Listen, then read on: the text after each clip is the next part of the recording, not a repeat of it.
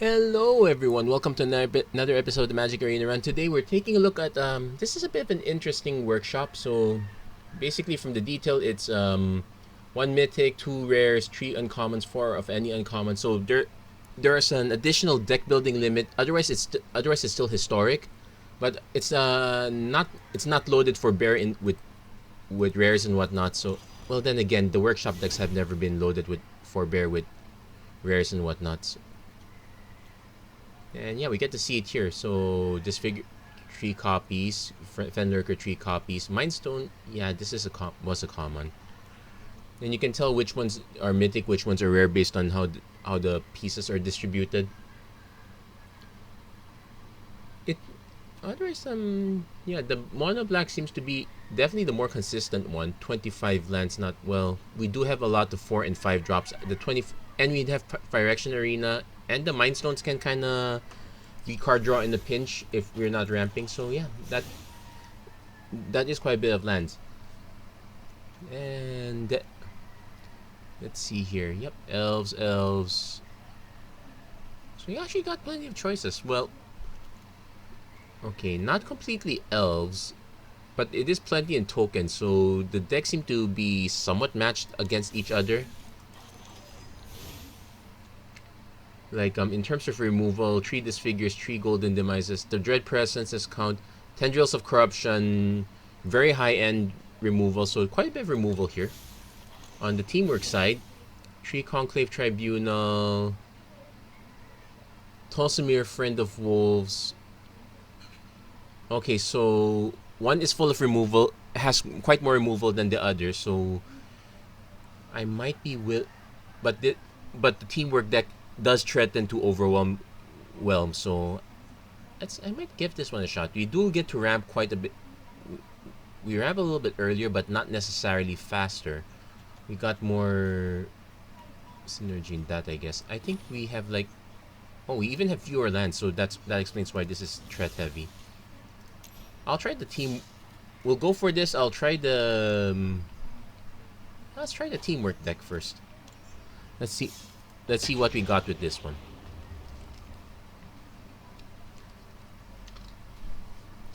So yeah, some variation with the different workshop decks, though how much of them translates to actual historic or remains to be seen.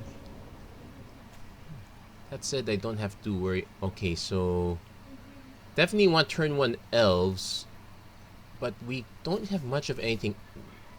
Turn 1 elves, turn 2 flower flourish. We could also just do turn 1 flower flourish, I'm definitely keeping this regardless. Yeah, let's do turn 1 elves. Turn 2 Temple of Plenty flower flourish. Note that our opponent, okay, Ghost Whisper squad.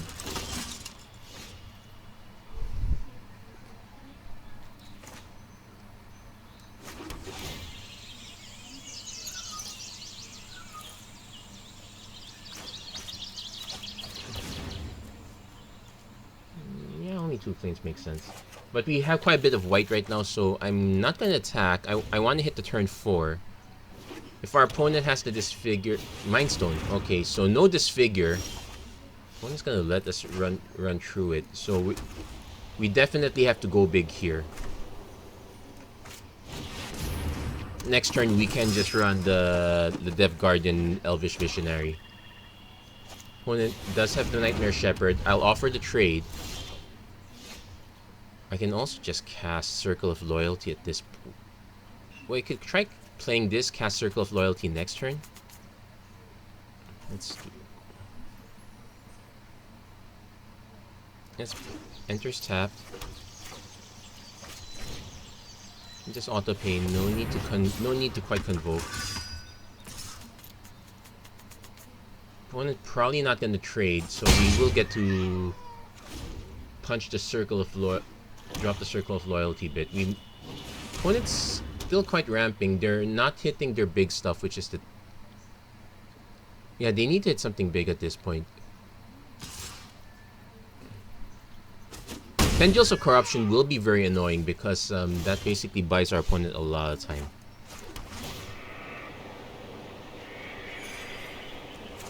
So definitely playing the Circle of Loyalty. If only to... That's fine, because it does not affect this one. More importantly, he had to do it because everything was about to get out of reach. Yeah, just exactly this.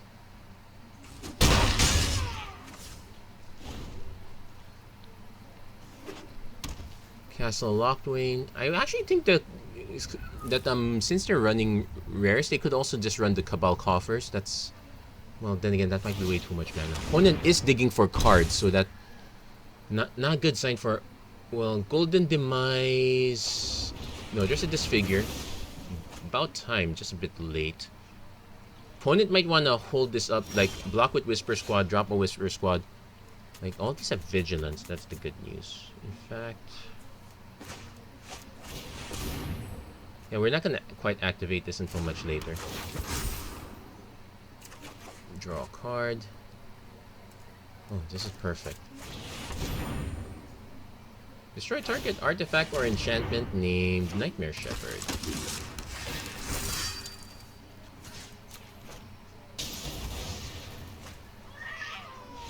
And yeah, that kind of does it. I guess our opponent did not hit whatever they needed to Castle Lockdwayne. So, yeah, that was pretty much the go-wide strategy. The Circle of Loyalty ended up being an Anthem effect, which is not bad. It's actually quite good.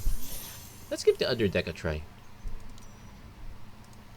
So we now know that we have to be very judicious about removal.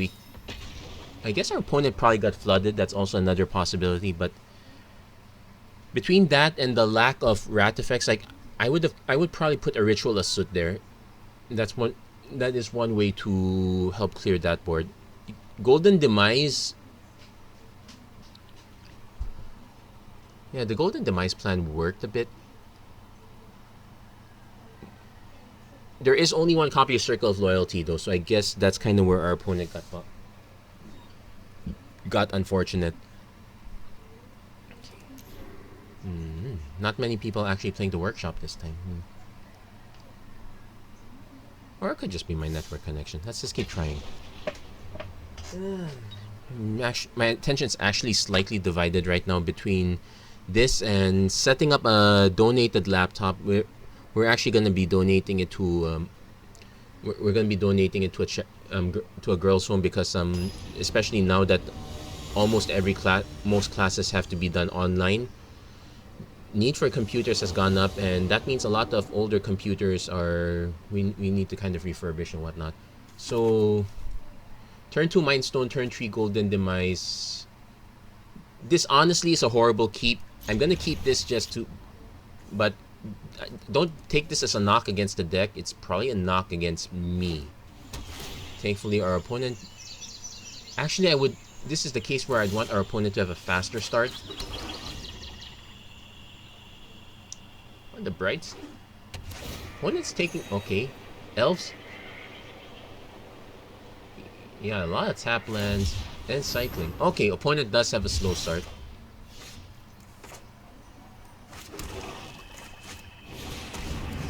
Yeah, we definitely want...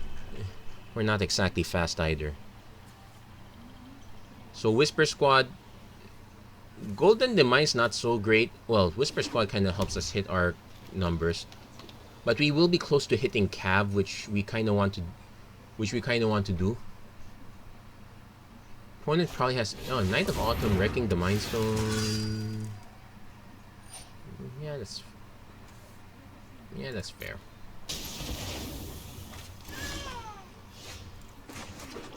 We will Whisper Squad now because we can just tutor another Whisper Squad later. Concern is our opponent's about to hit their big 4-drop.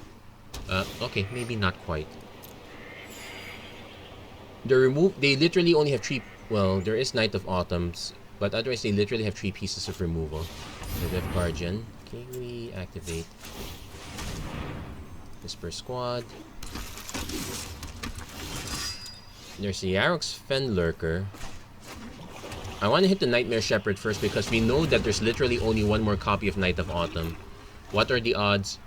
It's actually quite good. Let's not kid ourselves. So we are still missing another mana, Tank's Knight of Autumn, but we can hit Yarok's Fenlurker for the time being. We basically want to hit 10 so that the Golden Demise actually does not wreck our end of the board. Yeah, I guess that's one good thing about Demise over Cry of the Carnariums. Cry's also a non-bow with Nightmare Shepherd. Also, the nice thing is I can play Fenlurker, Tutor up a Night. Now we have to be careful about going wide, but then again, so far opponent does not quite have reach. Okay, we hit our 5 mana.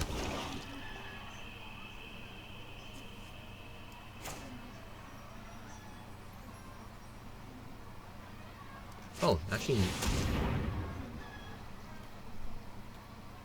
we will destroy the cab, which feels weird because he actually wants to go wide. I could actually just destroy the Ledev Guardian.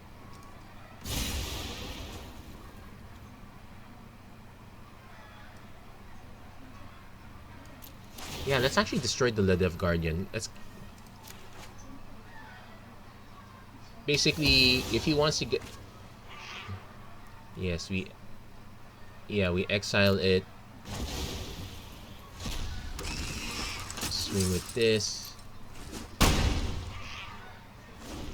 So we're at 7. That's a good one. We could also play. Wait, 5, 6, 7, 8, 9. Oh, we can actually play Fenlurker into the.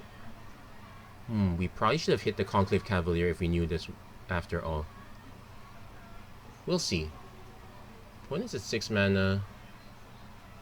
There's no pump okay, there's a pump effect.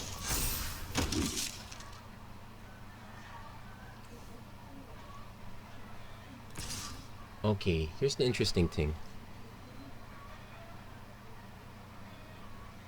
No blocks. We'll take the 5.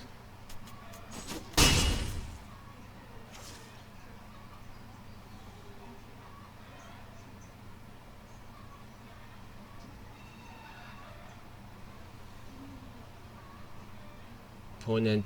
Oh, Venerated Loxodon? That would put these guys out of reach. Oh no, he skipped. Okay, no Loxodon. So we definitely have City's Blessing, but let's play the Fender.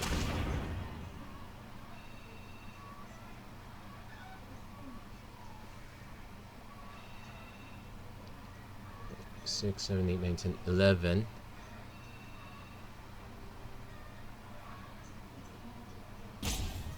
Opponent's deciding if they want to. Oh, if they March of the Multitudes now, he'll be. He has to decide. Because he's about. Okay. He probably has a March, but it's. Okay. He ditches Circle of Loyalty. Now's the time to Golden Demise.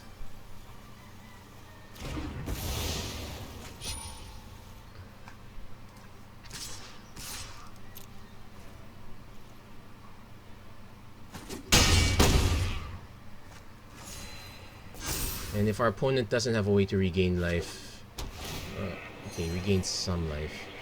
He needs answers.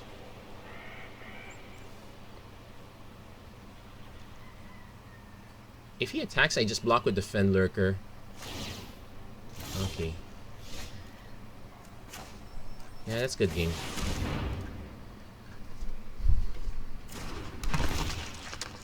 Yeah, personally for the Celestia deck, I would.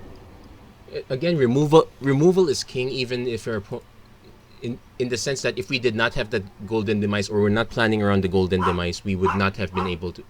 Yeah, sure, we kind of made the mistake. We kind of made the mistake there, but I did not want to. Yes? Come on, Knight, come here. Come here. What's up? Okay, my dog's calling attention to me, so I guess this is a good time to call it. Yeah, we did. Yeah, 2 games, very quick, 1 win for each of them. Basically, the highlight is, since we know that this is the tokens deck, if you're playing the mono black, you want to have lots of removal. If you're if you're playing this one, you want to overwhelm quickly. Our opponent's start was very slow. In fact, we only drew with that one golden demise. If we were forced to play it early, we were in real trouble. Anyway, that's it for this episode of the Magic Arena Run. If you like what you saw, please don't forget to like, share, and subscribe. Turn on notifications and whatnot. I'm still checking things out. I probably will do another Arena Cube draft because, yeah, why not? One for the road. We're about to get, yeah, sure, we're about to hit M2021 soon. But you know what? Let's do one for the road. It's not often we're gonna get a cube draft. I think so. That then watch me hit it. Then watch this become once every quarter based on the release date. Anyway, that's it for this episode. Thank you very much for watching. Hope to see you guys again next time. Take care. God bless. Stay safe wherever you are. Have a great day.